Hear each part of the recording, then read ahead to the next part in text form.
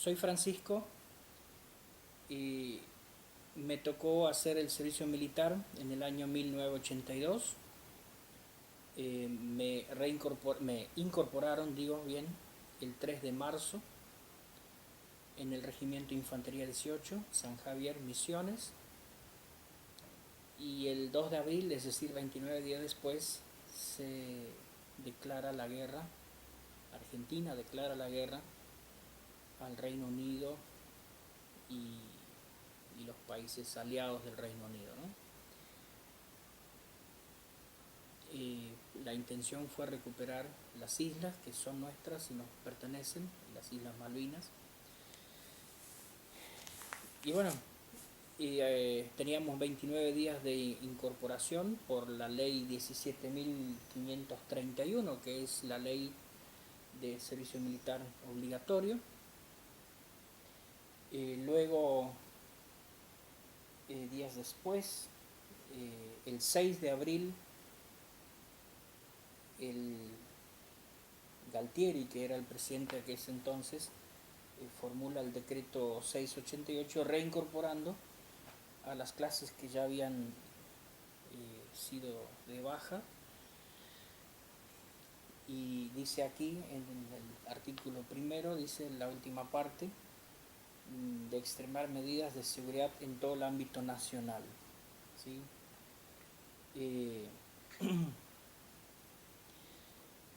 La cuestión es nuestro reclamo, ¿no? Los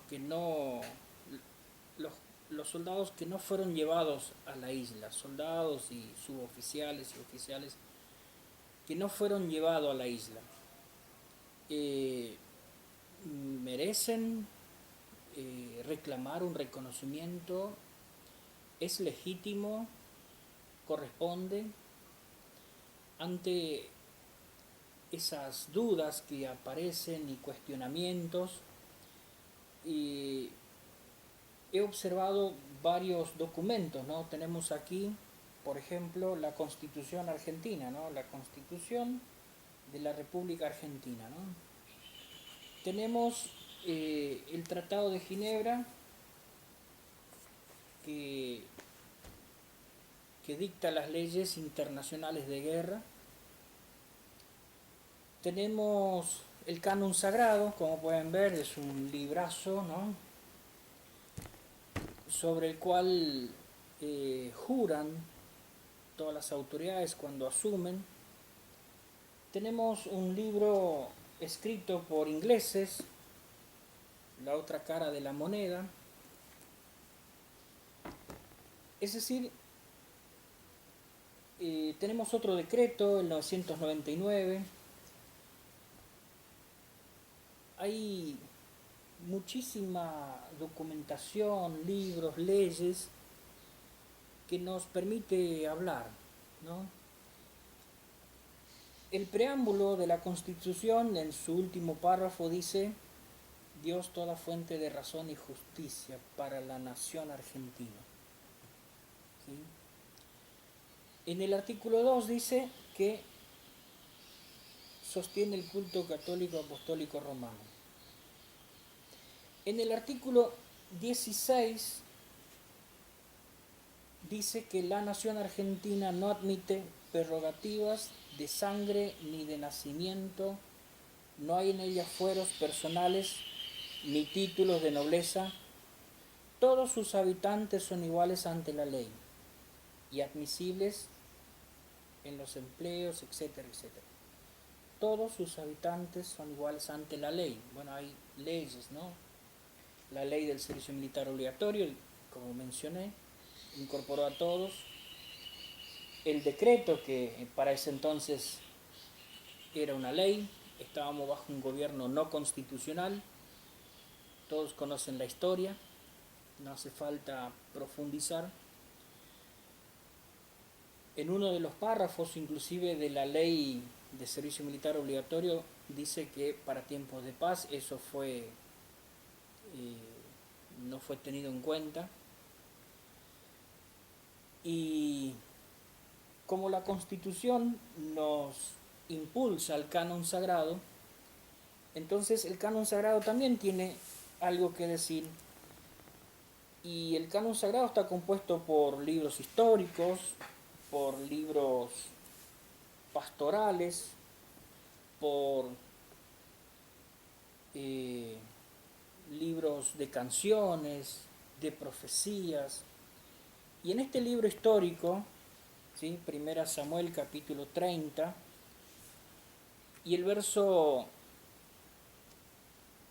21, por ejemplo, en adelante, dice: y vino David a los 200 hombres que habían quedado cansados y no habían podido seguir a David, a los cuales habían hecho quedar en el torrente de Besor, y ellos salieron a recibir a David y al pueblo que con él estaba, y cuando David llegó a la gente, les saludó con paz. Fíjense cómo sigue. Entonces todos los malos y perversos de entre los que habían ido con David respondieron y dijeron: porque no fueron con nosotros, no les daremos del botín que hemos quitado, sino a cada uno su mujer y sus hijos, que los tomen y se vayan. David dijo: no hagáis esto, hermanos míos, de lo que nos ha dado Jehová, quien nos ha guardado y ha entregado en nuestras manos a los merodeadores que vinieron contra nosotros. ¿Y quién os escuchará? ¿Y quién os escuchará en este caso? Porque conforme a la parte del que desciende a la batalla, así ha de ser la parte del que queda con el bagaje. Les tocará parte igual. Desde aquel día en adelante esto fue por ley y ordenanza en Israel hasta hoy. La historia se repite, ¿no? El rey David reinó 40 años sobre el pueblo de Israel. Cuenta la historia que peleó 40 batallas o guerras y ganó todas. Y fue un gobierno próspero. Dice que había malos y perversos que no querían repartir de igual a igual con los que habían quedado cuidando el bagaje. Y David, frente a la discriminación que se estaba por producir, dijo: no, porque si hacemos de esa forma, Dios no nos va a escuchar. Es decir, Dios no va a bendecir a la nación de Israel. Entonces David, por ley y ordenanza, dice: les tocará parte iguales. Lo mismo que dice la Constitución argentina: ante la ley somos todos iguales. Es interesante porque muchos años después, en uno de los libros, también del canon sagrado, que es un libro evangelístico, porque aparecen enseñanzas de Jesús, y van a ver en el libro de Mateo, capítulo 20 precisamente, los obreros de la viña, dice el título, y en ese párrafo Jesús dice que vino un señor, un amo, dueño de tierras, y contrató a un grupo de gente a la mañana. Luego volvió al pueblo y contrató otro grupo, y así repetidamente 2 o 3 veces durante el día, y al final del día pagó a todos igual. Entonces los que fueron contratados primero y que estuvieron desde temprano trabajando dijeron: ¿cómo? A ellos les pagás igual que a nosotros. Y el dueño de la vid dice: lo que yo contraté, combiné con ustedes, les pagué. Sí, dice, un denario, sí, nos pagaste lo que combinamos. Y bueno, ¿por qué reclaman lo que yo hago con los otros? O sea, el dueño de la tierra tendrá sus razones, habrán trabajado con más ganas, con más fuerza, habrán rendido lo mismo, no se sabe. Pero vemos que no hay discriminación. Cuando empiezan a salir las leyes de reconocimiento, por ejemplo, la ley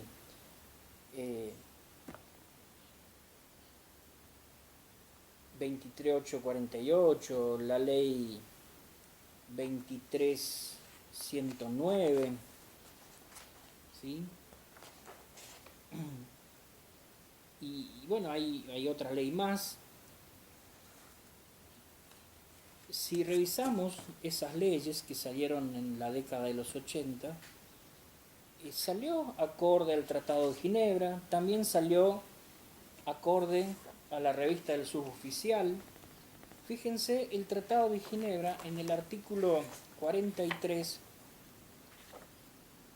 vamos a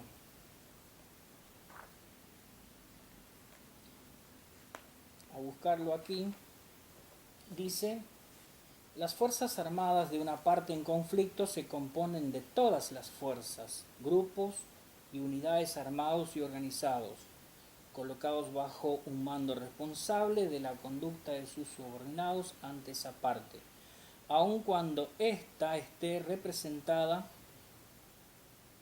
por un gobierno o por una autoridad no reconocidos por una parte adversa. Tales fuerzas armadas deberán estar sometidas a un régimen de disciplina interna que haga cumplir inter alia las normas de derecho internacional aplicadas en los conflictos armados. Los miembros de las Fuerzas Armadas de una parte en conflicto, salvo aquellos que fueron parte del personal sanitario y religioso, es decir, médicos y sacerdotes, pastores que están ahí también, dice aquí que hace mención el artículo 33 del tercer convenio, ¿sí? Dice: los miembros de las Fuerzas Armadas de una parte en conflicto, salvo estos grupos, son combatientes, es decir, tienen derecho a participar directamente en las hostilidades. Son combatientes. A mí me deja entender, lo mismo dice la revista El Suboficial, número 640, reza lo mismo, ¿sí?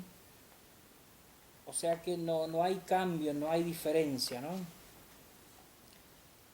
Entonces, a mí me deja entender todo esto, que ser combatiente no precisamente tiene que haber combatido, sino que tiene que haber sido instruido para combatir.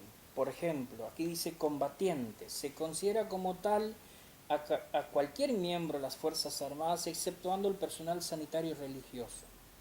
A todos los combatientes se les exige diferenciarse de la población civil mediante el uso de uniforme. Sin embargo, cuando situaciones de combate inusuales les impiden hacerlo, que no pueden tener el uniforme, no pierden su estatuto y calidad de combatientes. Es muy claro, ¿no? Siempre y cuando se diferencien por portar sus armas a la vista en las siguientes situaciones: durante todo el enfrentamiento militar, durante un tiempo en que sean visibles para el enemigo mientras tomen parte de un despliegue militar, o sea, para acá, para allá, movilizados, es decir, en cada movimiento, ¿no? En dirección hacia un lugar desde o en el cual se han de llevar a cabo un combate, o sea, en toda la trayectoria, no precisamente en el combate en sí. Nosotros sabemos, por las documentaciones, que en la isla no todos entraron en combate. Muchísimos soldados, suboficiales y oficiales no entraron en combate, pero son reconocidos como combatientes, y está bien, está bien. No entiendo por qué tanto problema, tanta negatividad y tanta discriminación. El decreto 688 dice: para extremar medidas de seguridad en todo el ámbito nacional. Nosotros sabemos, por las documentaciones que hoy existen, que personas que estuvieron haciendo el servicio militar en el sur, muy cerca de Malvinas, no fueron llevadas a Malvinas, fueron llevados a la cordillera con Chile, porque había que cubrir ese frente también. Otros fueron llevados a cuidar refinerías, pozos petrolíferos. Hubo movilizaciones también hacia el norte, es decir, fábrica militar en Jujuy, Paso Las Jamas fue minado porque también había amenazas de invasión. Por ejemplo, este libro, ¿no?, que fue escrito por los ingleses, ¿no?, y lo tenemos traducido en nuestro idioma, La Guerra de las Malvinas, según la versión completa de T. Sunday Tines. Bueno, yo no sé leer en inglés, ¿no? El ataque nuclear a Córdoba que los británicos harían con misiles que salían desde la isla Ascensión, está un poco más arriba de Brasil, que salía una cuadrilla de aviones ingleses para atacar Córdoba, y aquí nos cuenta este documento, este libro, que fueron interceptados por la Fuerza Aérea Brasilera, tuvieron que aterrizar, los desarmaron y los enviaron de vuelta desarmados, así que debemos también a nuestros hermanos brasileños un gran favor, ¿no? Nos cuenta este documento que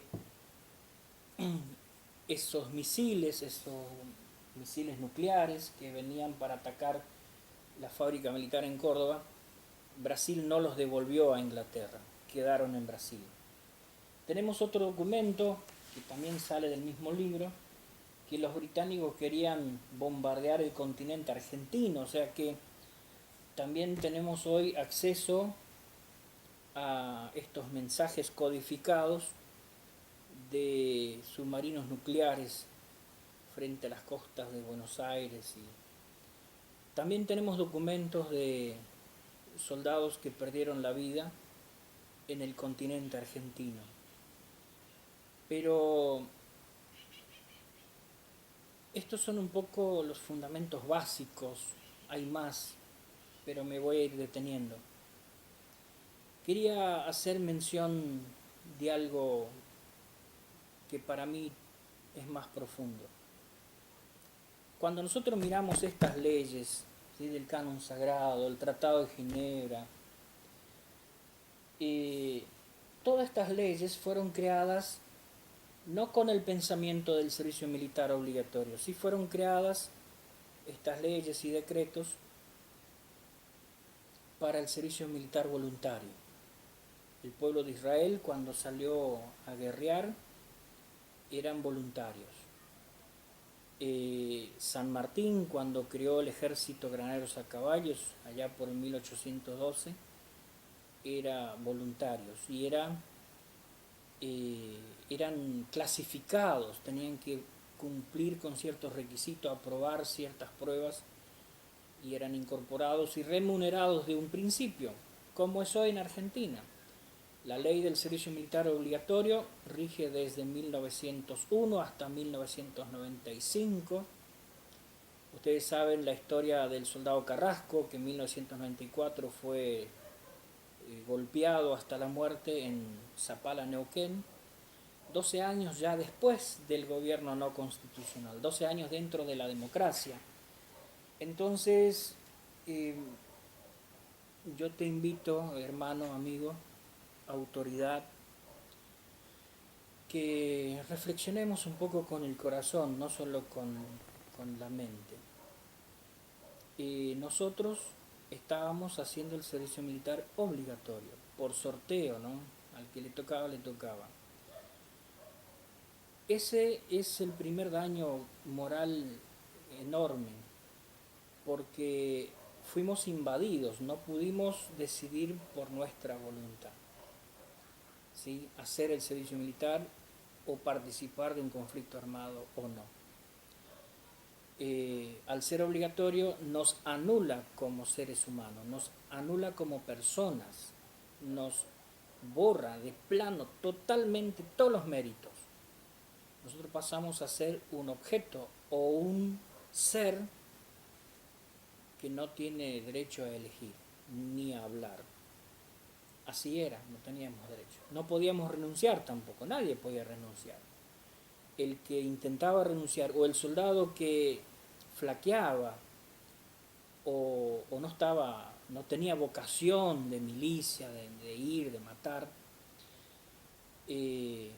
los acusaban de sublevación, de traidor a la patria, y ponían en ejercicio el decreto 999, que es el decreto de disciplina militar. Y si con Carrasco se hizo lo que hizo 12 años después, cuando no había guerra y había gobierno democrático, yo quiero que te preguntes, hermano, ¿qué hicieron con estos soldados? Hubo torturas en el continente, hubo muertes, estaqueamientos, fusilamientos. Hay testimonio de todo esto. Y todo porque estaba la guerra. A nosotros nos decían, estamos en guerra y el enemigo está en todas partes.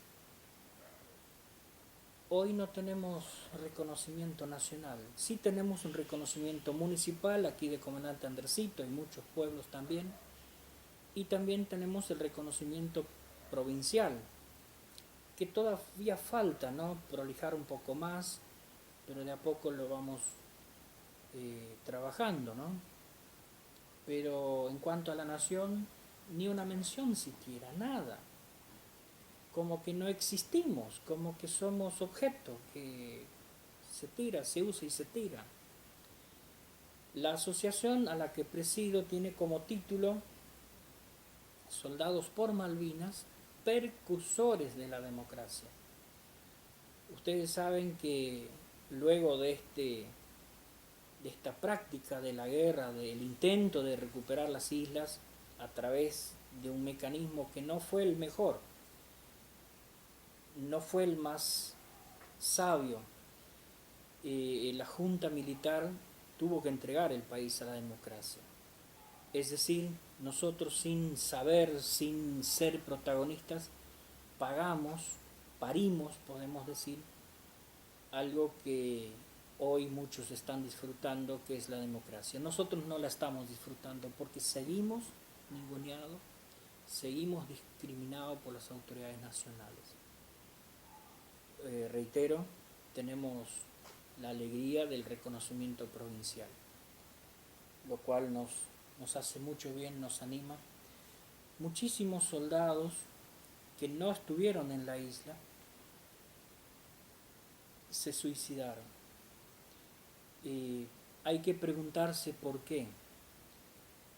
Cuando estábamos bajo instrucciones rigurosas, combates diurno, nocturno, bajo esa disciplina militar, muchos soldados perdieron la vida en los campos de concentraciones, que no eran concentraciones, eran combates y prácticas.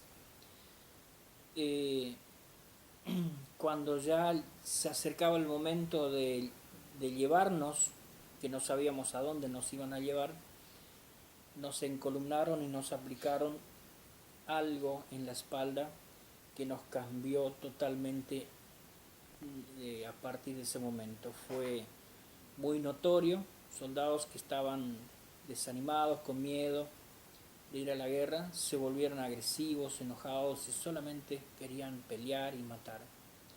27 años después escuché a un médico explicar en una emisora que era una sustancia espesa dirigida a la médula y que no se retira del cuerpo, que nunca más se va a retirar del cuerpo. Y que así como un polvo de jugo, que cuando preparamos un jugo, al estar quieto, el polvo baja y se deposita en el fondo del vaso, y así esa sustancia, y no molesta, no hay problema. Pero cuando hay un momento de fricción por miedo, por susto o por alguna bronca producida por otras cuestiones, se mueve y es como el jugo que sube y bloquea todo y hace con que la persona pierda todo razonamiento y hace cosas que después desconoce y al punto de suicidarse.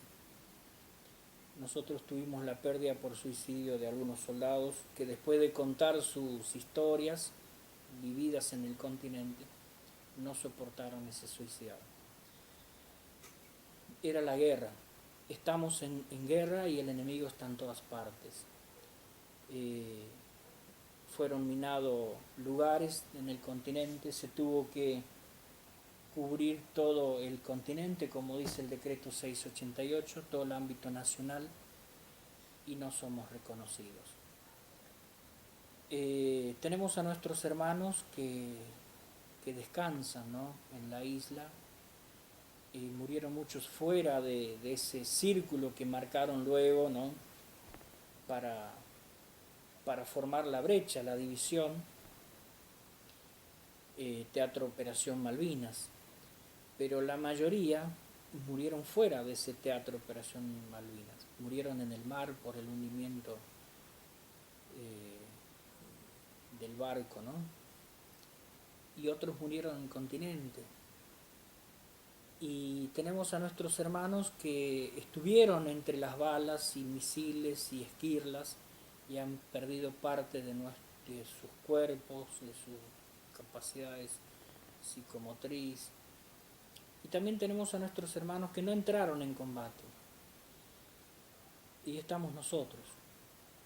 Yo amo a todos, respeto a todos y no busco la igualdad. Es más, yo busco un reconocimiento. Están todas las leyes, ¿sí? Pero las razones son más profundas, como dije, ¿no? El sentido común. El servicio militar era obligatorio, el gobierno no era constitucional. Hoy, por ejemplo, tenemos documentaciones de personas que no tendrían que tener reconocimiento. Dice habría 9.000 combatientes truchos, por ejemplo, personas que no estuvieron en la isla, que para mí todos tendrían que ser reconocidos como combatientes. Yo no discrimino a nadie. No entiendo por qué nos discriminan a nosotros.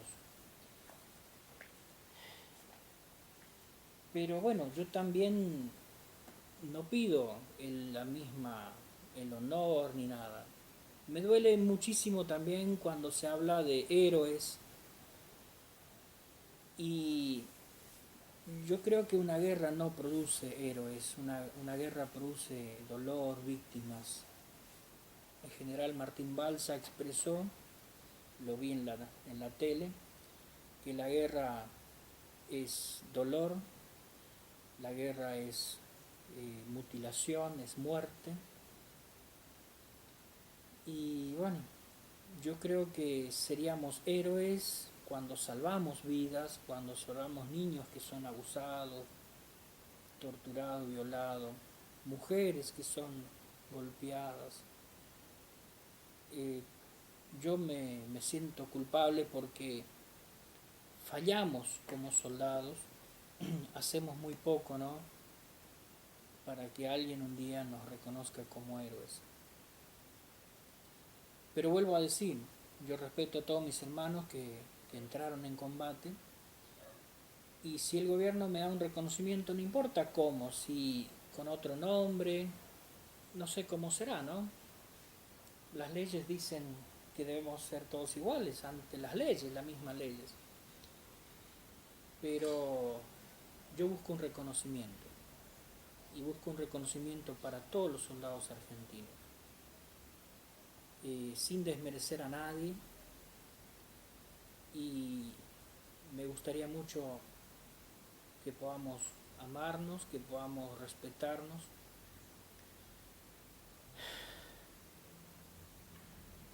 También dentro de estos reconocimientos que ya existen, hay muchos